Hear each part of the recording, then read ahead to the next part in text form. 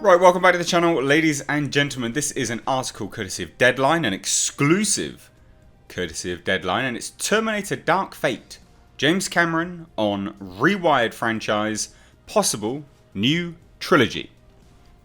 They've labelled this as like breaking news, but we knew that this had the potential to kickstart a whole new trilogy. They said that from the outset. But let's get into it. There's some interesting reveals here, and interesting just information about his legacy with the franchise and kind of the thought process moving forwards, which I think you'll all appreciate. So, exclusive.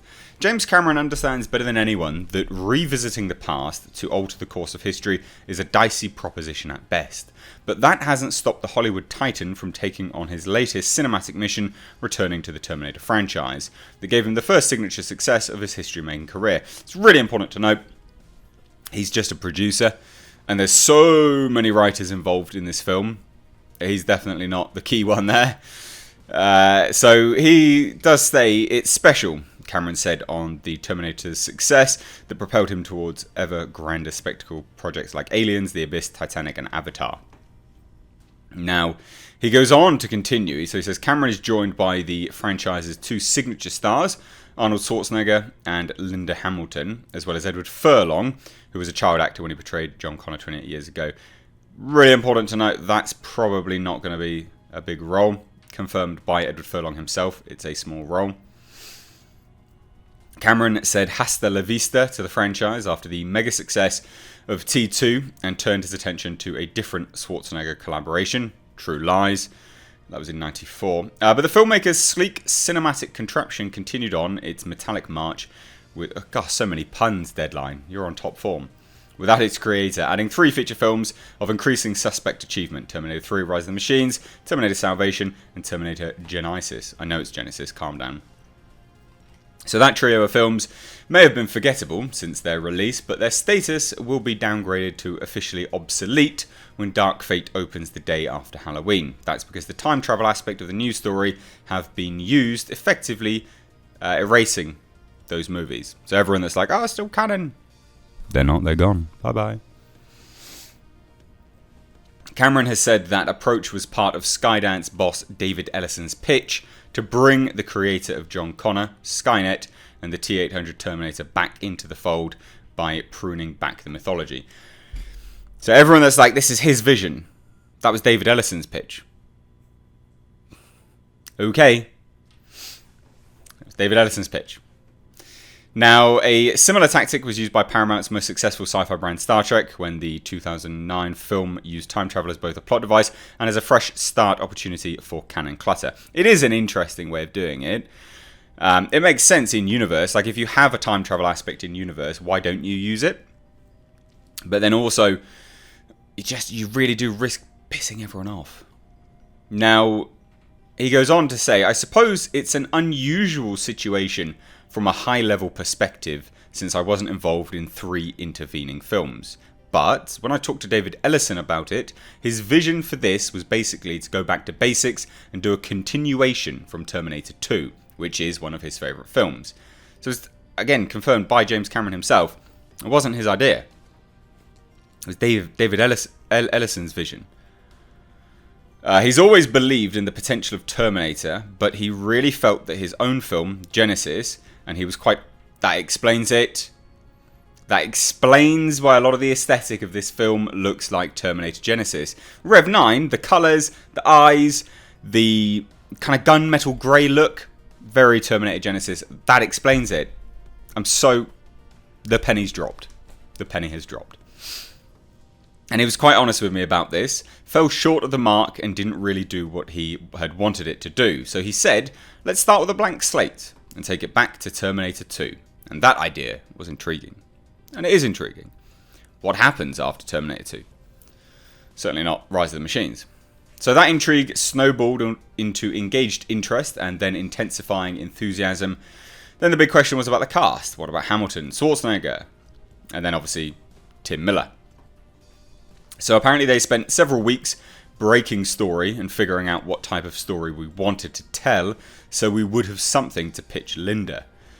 Now Cameron obviously was famously married to Linda Hamilton for 2 years. Long. We rolled up our sleeves and started to break out the story, and when we got a handle on something, we looked at it as a 3-film arc. So, there is a greater story there to be told. If we get fortunate enough to make some money with Dark Fate, we know exactly where we can go with the subsequent films. I always get wary when they plan movies and they have a multi-picture arc, just because will the current one, and I'm not saying this is just a question that I'm posing, it's always my concern, because my thought is always, will this movie be a standalone movie? Because you definitely run the risk of that not being the case. And then if they don't make the money that they need to make the subsequent films for the arc that they're trying to tell, what complete waste of time.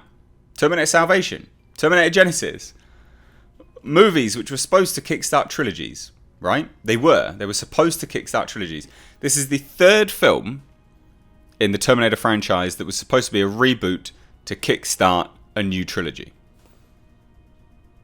So, come on. Just focus on one good film first, and I think this is where the others got kind of caught up as well. Tell one good story first, and then continue it. Just leave breadcrumbs so that we can continue. Now, Terminator Dark Fate will be distributed by Paramount Pictures in North America and by 20th Century Fox in other territories. The R-rated sci-fi epic is produced by Cameron and Ellison's Skydance Productions. Cameron wrote the story treatment and took a hands-on producer role. He just wrote the treatment. Now, a script treatment, for those that don't know, can be as little as a page. Can be as little as 5 pages. And because we know how many other people are in this writer's room, James Cameron just writing the script treatment is not the bulk of the story. So we've got the likes of David Goyer, Josh Friedman, Justin Rhodes, and Billy Ray to thank for the bulk of the actual story here. Now, the hands-on producer role, he actually wasn't hands-on. In fact, as far as I'm aware, he never visited this set.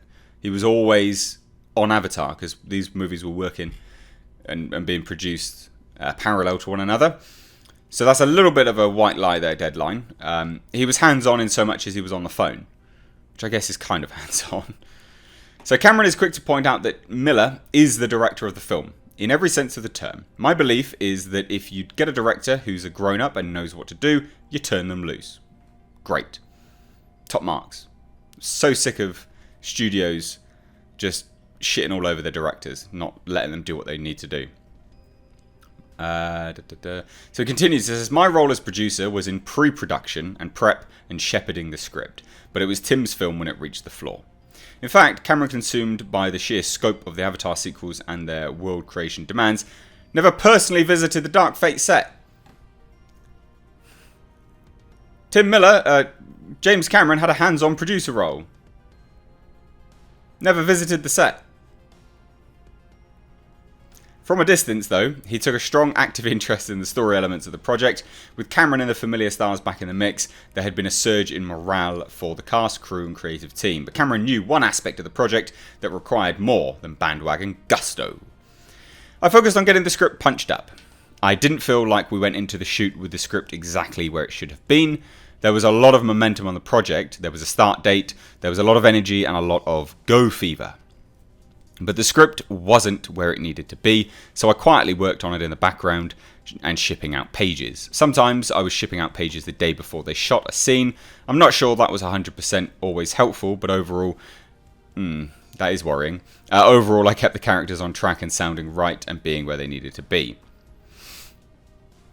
So did Cameron go back to dissect the 3 Terminator films made without his participation? Yes. He and the project's writing team did revisit the 3rd, 4th and 5th movies in the Killer Cyborg series, which Cameron says revealed some things that would need to be avoided if Dark Fate is to have any chance of a bright destiny. So this is interesting. One of the things that seemed obvious from looking at the films that came along later was that we would need to get everything back to the basics, and that we would need to avoid the mistake of making things overly complex, and that we needed to avoid stories that jumps around in time and one that goes backwards and forwards in time. Let's keep it simple in the relative unity of time. With the story, let's have the whole thing play out in 36 hours or 48 hours. In the first two movies, everything plays out in less than 2 days in each, so there's energy and momentum.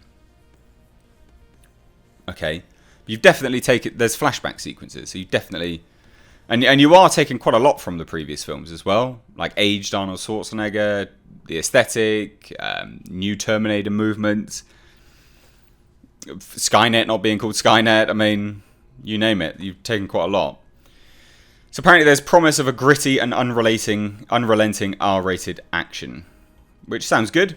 Now it says science fiction filmmaking has been compromised over the past couple of decades. That compromise is trying to pander to a larger audience and making these big expensive movies and then following the common wisdom that, well, once you're making one of those movies, the reflex is it must be PG-13, and the thinking is if it's not, then you'll cut out 25 to 30% of your potential earning power. And on a big film, that's your margin. That can be the difference between profitability or losing money.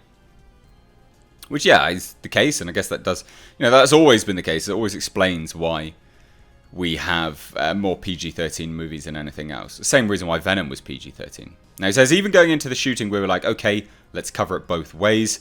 So we would have a scene where Sarah is completely unfiltered and with no mediation, and then shoot it again where it was tamed down. But eventually we just said, to hell with this, it's a waste of time. I think the feeling was that everyone wanted to recapture the tone and the sensibility of the first two films, which I considered flattering. So, that's again to do with like the R-rated language, which is interesting, having Linda Hamilton go all out, unfiltered, just mental, and then an actual directed one. So, it sounds promising. There's not much other information in here. It talks about development of artistic memes and however you want to think of it in cinema. Just talking about Terminator, Alien, things like that. And that's about it, really. He also does say that I look at a film like The Matrix, for example, and I see a little snippets of DNA from the Terminator in there, and I'm fine with that. It's like, great, I can celebrate that. So, kind of talking about how his legacy has gone down and trickled down into the consciousness of the world. Now, Cameron said on the complexities of the films can deepen too. So, talking about sci-fi and how it crosses over into everyday life. Now, there you go. I mean, that's basically it. There's not that much information in there outside of that. Like I've always been saying, focus on making one good film first. I did a trailer reaction to the new trailer, which I'll leave linked here. I will say there's supposed to be an R-rated trailer. I'll do a reaction to that later, so it's pretty heavy, Terminator News Day. Sorry about that. But yeah, if you like this video, please do give it a big thumbs up. I'd love to hear your thoughts on all this, so leave them down below. But as always, I've been Mr. H. Take care.